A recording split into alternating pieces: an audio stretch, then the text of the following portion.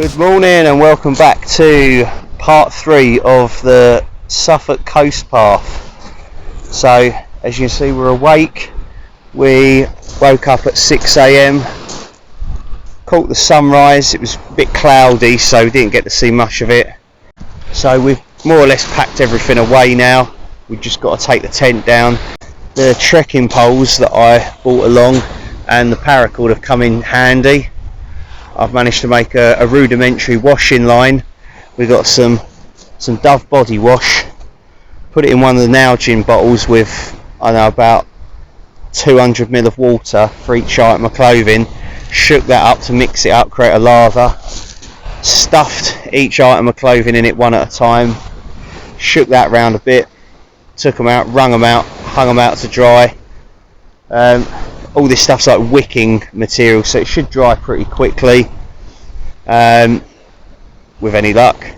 And yeah, and then I've got some more clothes. I mean, I've got some stuff already, like spare lightweight stuff, but it'd be good to have that stuff back. So it's probably not going to dry before we break camp, so we'll just lash it to the back of the rucksacks and let it dry as we're walking along. Today we are doing stage 4, and that is Dunwich to Thorpeness. And it's about 8 miles, so we've got quite a lot to see in Dunwich. A little bit of Dunwich Heath. There's the power station at Sizewell, and there's a cafe at Sizewell. Though it's not open today. I checked last night online. It's not open today, but the Flora tea rooms, which is just as good if not better, just down there at Dunwich, that's opening at 10 AM. It's 8:30 now, so we've got an hour and a half. So we're going to break camp, head into Dunwich.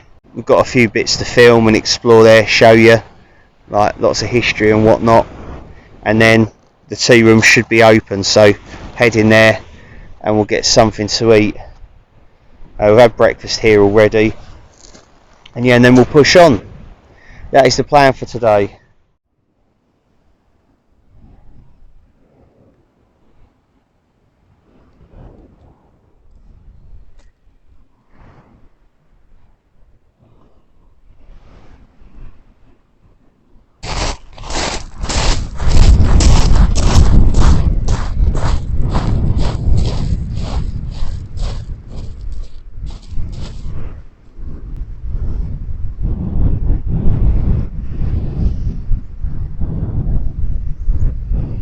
So this is the huge beach car park at Dunwich. As you can see, there's a couple of van lifers or boondockers here. You're not actually meant to camp here overnight in the car park, but most people are respectful. A lot of these old huts have been converted into seats, like little windbreaks. You can sit out the wind and enjoy the view. And also, it must have been back in the 90s or the early 2000s, Time Team actually came here and did a lot of excavations in the car park here. You can find the episode on YouTube somewhere. Just put Time Team Dunwich in and it'll come up. And yeah, they were right here, and they drew quite a crowd as well, as you'd expect. And here is the beach cafe. It's going to be open at 10. It's absolutely brilliant in there. It's like a shop as well, and there's public toilets as well. This is Dunwich's only pub, the Ship, and they do food, of course they do drinks, and they do rooms as well. So if you are walking the coast path or sections of it and you don't want a wild camp, you can stay in one of the rooms here. They look very nice from what I saw. This is the Dunwich Museum. It's only a small museum, but it's free entry and there's a lot of information they pack into it. I think it opens at 11:30 today, shuts at 4:30, and yeah, you can learn all about the history of Dunwich and the surrounding area. And they've got a few little bits outside as well. I suppose I need to tell you the story about what happened in the museum last time I went there with Dawn. Probably we went in there about a month or two ago at the time of filming this. So it's a pretty quiet little museum, and I think there was one other couple in there, and the woman that was working in there, and she was talking to this other couple. They'd asked her a question about something, and me and Dawn were the other side of the first room in there looking at stuff, and there was an open fire exit out to like the back courtyard, and I was stood next to that. I stood next to Dawn as well, and I really needed a fart, and I thought, I can push this one out, and it's probably going to be, if I push it out gently, it'll probably be quiet and it'll be alright. So I gently pushed, and out come the loudest fart ever. It's one of the best farts I've ever done, I'm not going to lie. I don't know if it stunk, but it was loud, and the other people in the room instantly went, "Ooh!" and I quickly leapt out of the fire exit and ran outside, but they'd seen me do that, so they knew it was me. At first they accused Dawn, and I had to come back inside shamefully and go, yeah, that was me. And this bloke was wetting himself laughing. He thought it was the funniest thing ever. He loved fart humour, and we kept bumping into him in Dunwich. I mean, it's a small place anyway, but we kept bumping into him, and every time he was like, "Hey, brilliant, mate!" He loved it. It was just one of those moments I'm sort of equally proud of, and also I'll never live down, but it was funny. Loud, it's so loud, honestly, it actually echoed. And then Dawn afterwards was laughing so much upstairs that she was making herself fart continuously, and at one point I thought she was actually going to shit herself. So this is why we're together, is we can accept each other's farts, and we just find it funny. She's laughing at the moment, but she just kept laughing, and these like little farts were just trickling out, and then the last one was just like, and I was like, you need to check that. Yeah, that's my story of Dunwich Museum. So if you ever go in there and there's a woman with sort of long gingerish hair and glasses, probably late 30s, early mid 40s, ask her about the couple that come in and the guy with the beard that farted in there, because I doubt it happens that often in there, and they'll probably remember that.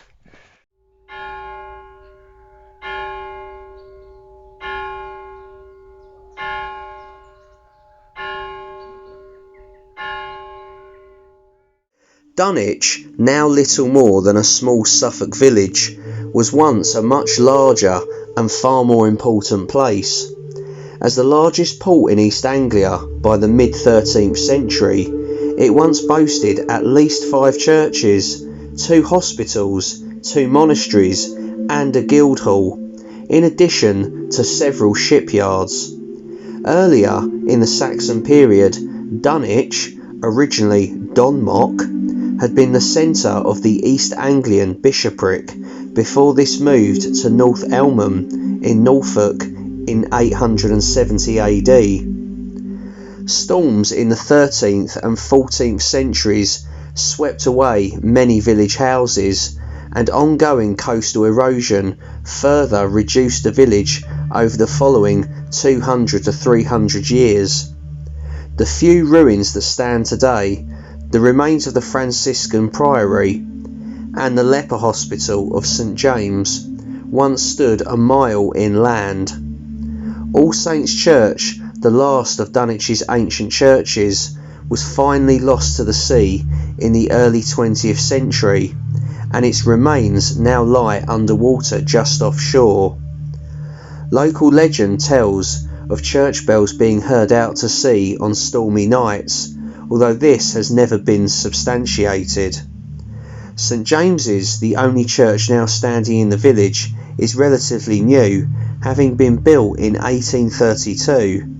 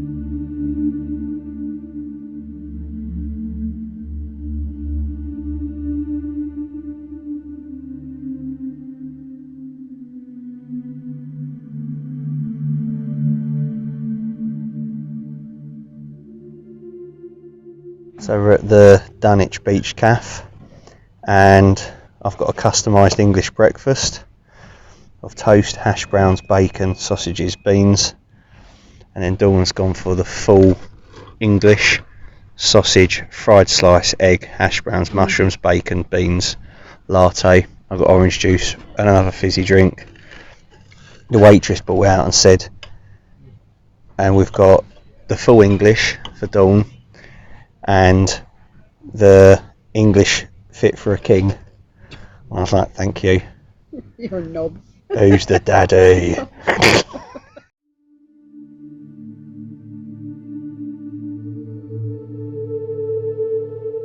So here is the last grave of All Saints Church, and the cliff edge is just there, so just goes to show how much of Dunwich has been lost to the sea due to the erosion and storms battering the coast.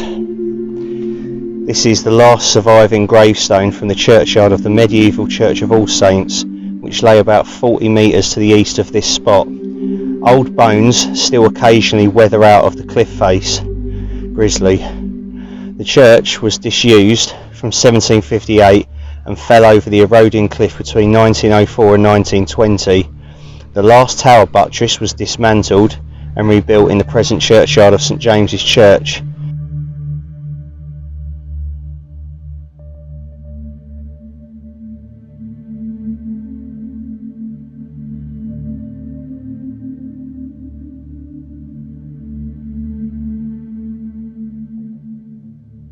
The gravestone reads, in memory of Jacob Forster, who departed this life March the 12th, 1796, aged 38 years. This is Greyfriars at Dunwich, one of the most important ancient monuments in Suffolk. The site has passed through many owners and had many uses over the centuries. It is one of the last and the most complete remains of the ancient city of Dunwich, once a thriving medieval port and a major East Anglian centre, now almost entirely lost to the sea. In front of us are the ruins believed to be of the refectory buildings of the friary. The image we see here is an artist's impression of what the original friary may have looked like, based on a variety of evidence from this and other sites. The Order of St Francis was established in the 13th century by Francis of Assisi. His intention was to create an order of monks who lived and worked within the community, relying on donations for their survival. The Franciscan rule was ratified by the Pope in 1223 and rapidly spread across Europe, founding new communities. By 1230 there were 16 friaries in England, and by the end of the 13th century there were 54. The Dunwich Greyfriars was founded at this time. The friars were popular with townspeople as they helped tend the sick and cared for the poor. They were also great preachers, and most friaries built churches to attract large congregations. In many towns the Franciscans were resented by the other religious orders and the local parish priests. In Dunwich there was a Benedictine cell, a Greyfriars and Blackfriars monastery, a temple and numerous parish churches, so competition for attendees must have been fierce. The friaries were at their peak in the 14th and 15th centuries. During this period they amassed considerable wealth through donations of money and land, moving away from their original ideal. By the 16th century the public was increasingly disillusioned with the Catholic religious orders, and in 1535 Henry VIII started the process known as the dissolution of the monasteries, and within a few years the Franciscan friaries in England had ceased to exist. Stage 4. Dunwich to Thorpeness. This stage entails a pleasant mix of inland and coastal walking, with large stretches of heath, woodland and shingle beach. It also passes two of this coastline's most notable features, the flagship RSPB reserve at Minsmere, and virtually next door the nuclear power station of Sizewell B. Indeed, It is the iconic giant golf ball of the power station that dominates the horizon for much of this walk. Dunwich Heath is a large area of typical Suffolk coastal heath owned by the National Trust. This specialised habitat of gorse, heather and light sandy soil is home to bird species including Dartford warblers, nightjars and woodlarks, as well as adders and even the elusive but rare antlion.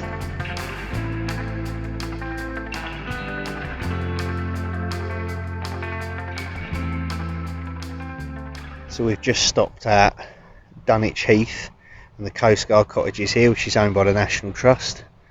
As you can see, there's like a nice outdoor seating area. There's a tea room behind me and I think a little gift shop. So yeah, it's a good little place to stop off here. Of course, free parking if you're a National Trust member, ample parking, and lots of like trails and stuff to follow across Dunwich Heath. In the distance behind me, somewhere behind me, you'll probably be able to make out Sizewell nuclear power station and a huge golf ball like building. You can see that for miles around. So far the train's pretty easy going. It's relatively flat on this bit. There's going to be a little bit of beach walking, but most of it is going to be sort of along like the low cliffs, very low cliffs, along the side of the beach. So sort of sandy, slightly sandy, gravelly tracks. Bit of grass, shouldn't be too bad. And I've just had to pop one of Dawn's blisters as well. It turns out, yeah, one of her toes was really rubbing quite badly, and I went, "You've got a little blister on it," so we just popped it and put a Compeed on it. First time I've ever had to do anything like that to someone else. The Minsmere RSPB Reserve was established in 1947 when the Royal Society for the Protection of Birds leased 1,500 acres of land from local landlords, the Ogilvie family.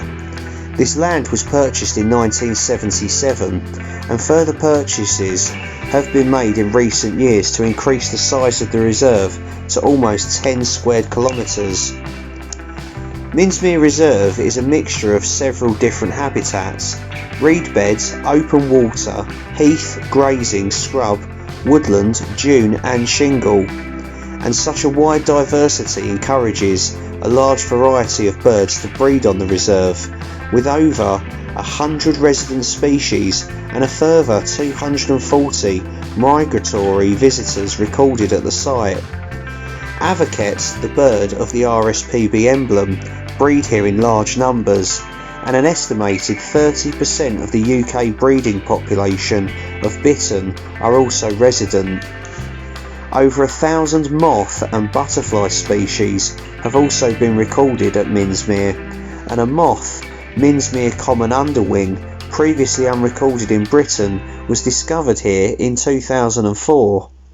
So we're somewhere between RSPB Minsmere and Sizewell and the power station, and we found the exact spot that myself and Dawn wild camped at probably a month or two ago.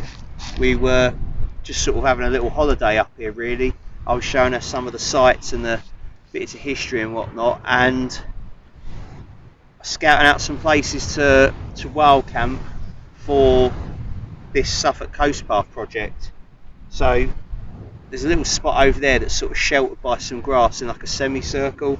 We pitched our tent in there. We had windbreaks, chairs, we had everything but the kitchen sink really. A bit more minimalist this time.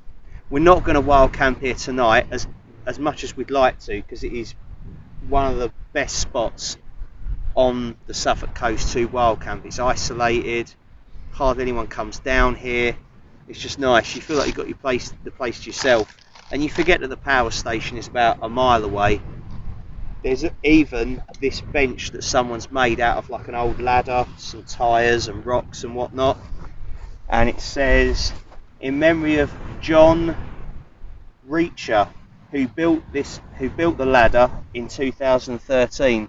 Someone's come back and rewritten it in permanent marker because it was fading last time." So it's really good that there's actually sort of a bench here because it's the sort of place where they don't put benches in. It's quite isolated. So back at Dunwich Caff, we bought some cheese rolls and some crisps for something to eat.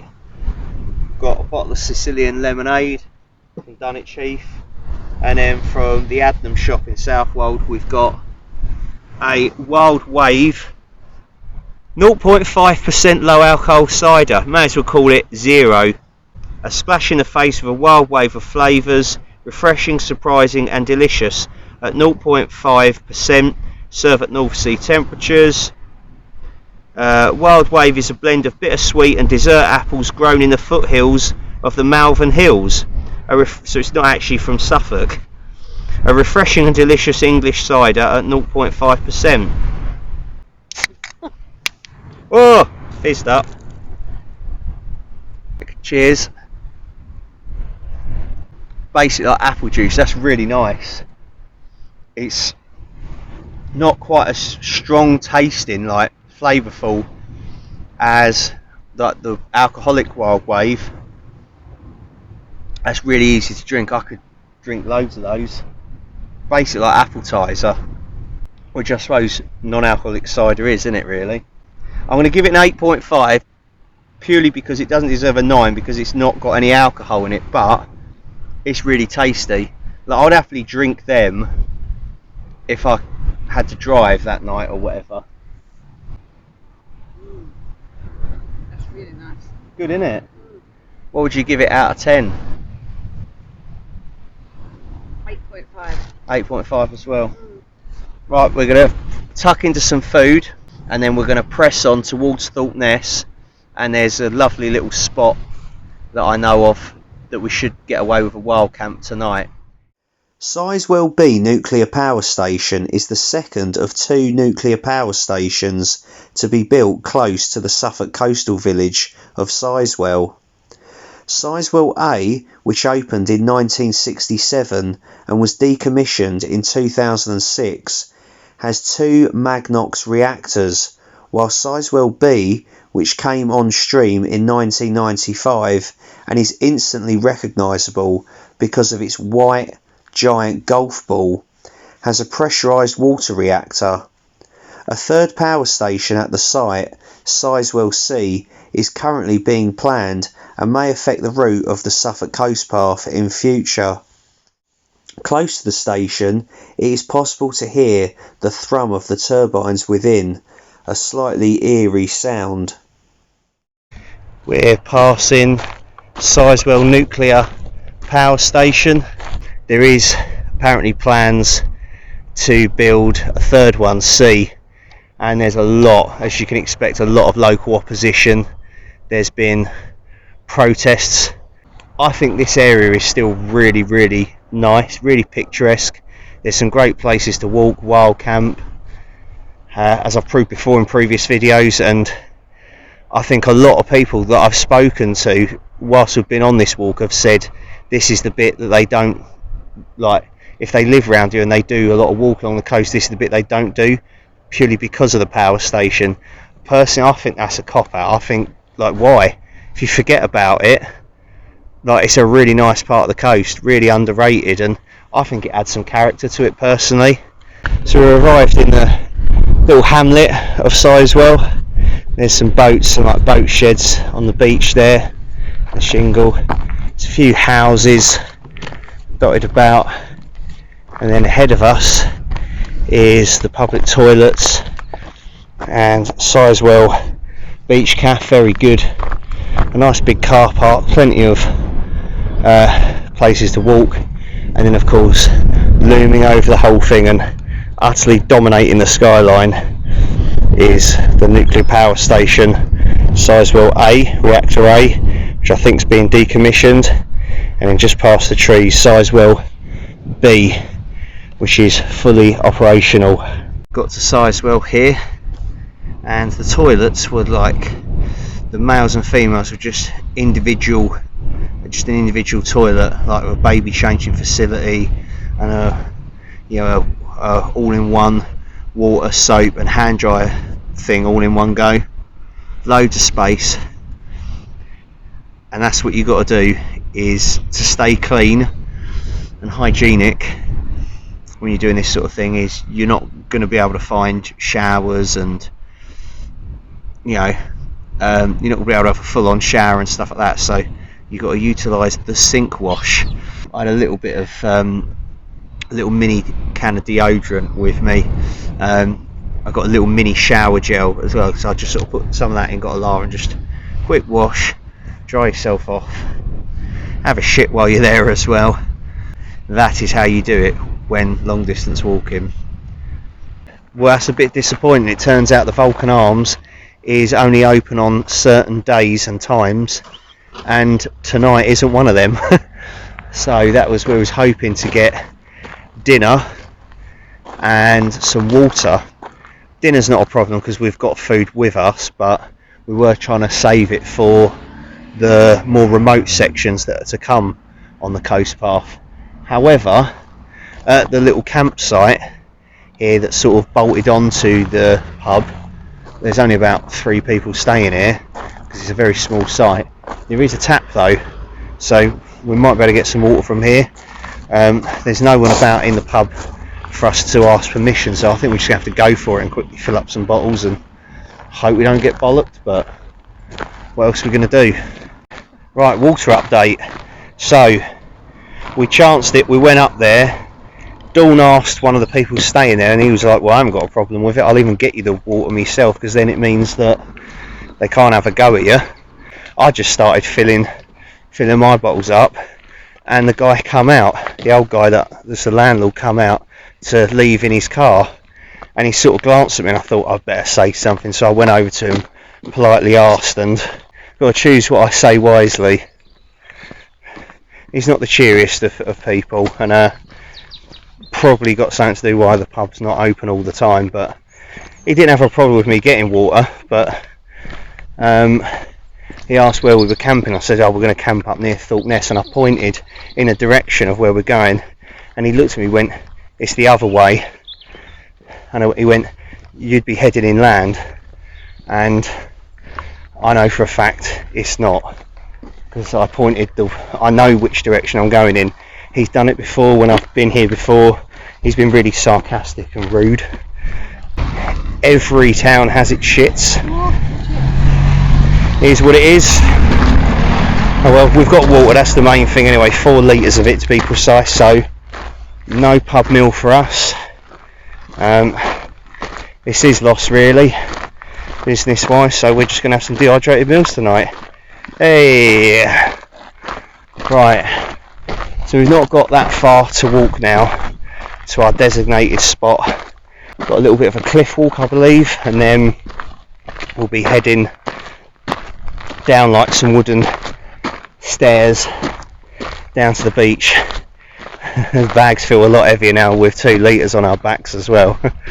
Right, enough talking, and let's get walking.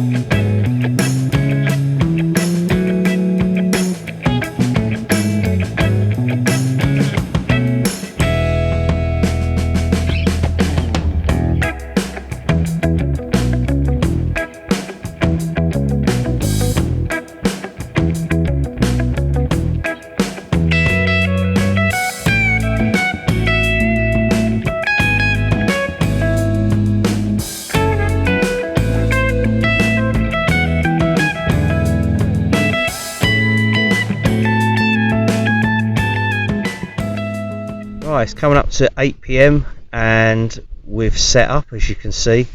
We're in our his and hers Decathlon down jackets, 50 quid each. They are warm and they are at the cheaper end of the spectrum in terms of down jackets, and they pack into their own pocket, which is quite useful. We've got our little Adnams mugs. You know what that means? It's time for a drink. Once again, all from Adnams. We've got the Adnams Wild Wave Blush Cider. It's 4%, and it's the one we tried in the pub back in Southwold. It says the same again: a splash in the face with a wild wave of flavours, refreshing, surprising and delicious, with a sunset hue. And then after that we've got their award-winning Copperhouse Gin, dry gin, perfectly mixed with tonic water. I tend to go for like gin with like lemonade or gin with orange juice or something like that. So that could taste a bit is it sour? Oh no, it's nice. Bitter. Well, Dawn really likes it. Well, for my bit, I might just add some of my squirty squash stuff to it. You heathen. Heathen, I know everyone says that. But yeah, their Copperhouse dry gin, I think, was voted like the best gin in the world one year. Barry, the tour guide, said. Twice they've won it. Twice they've won it. Yeah.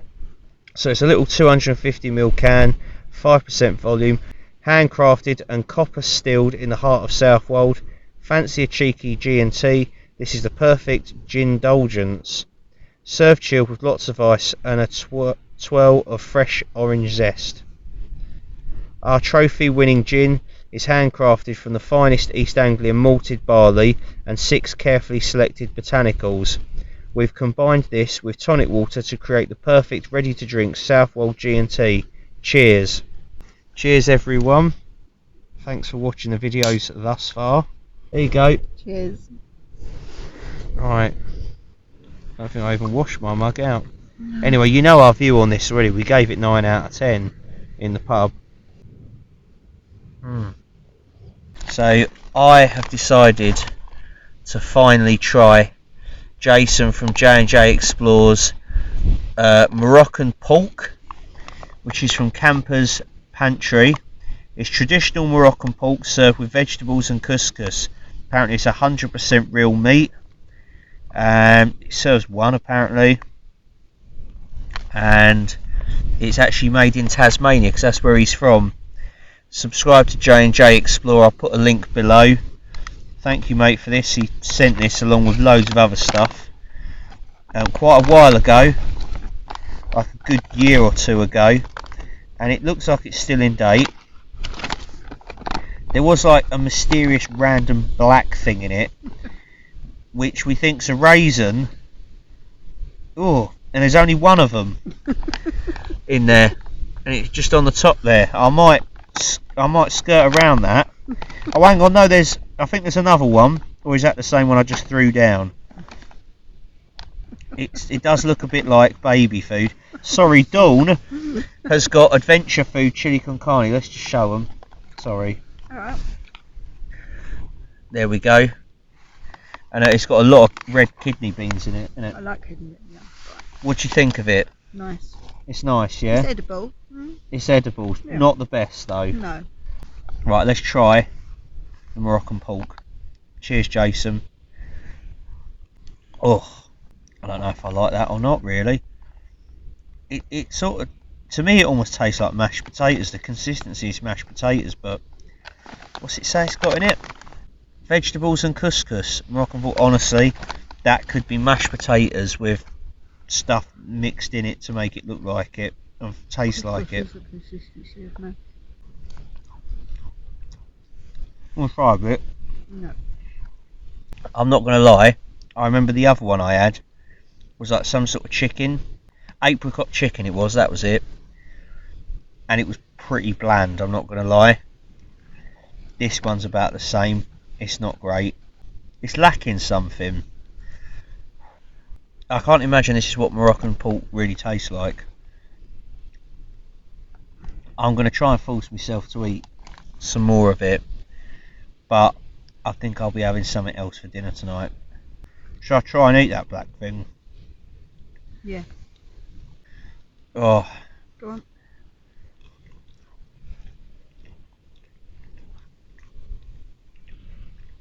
It's squishy. Is it pork?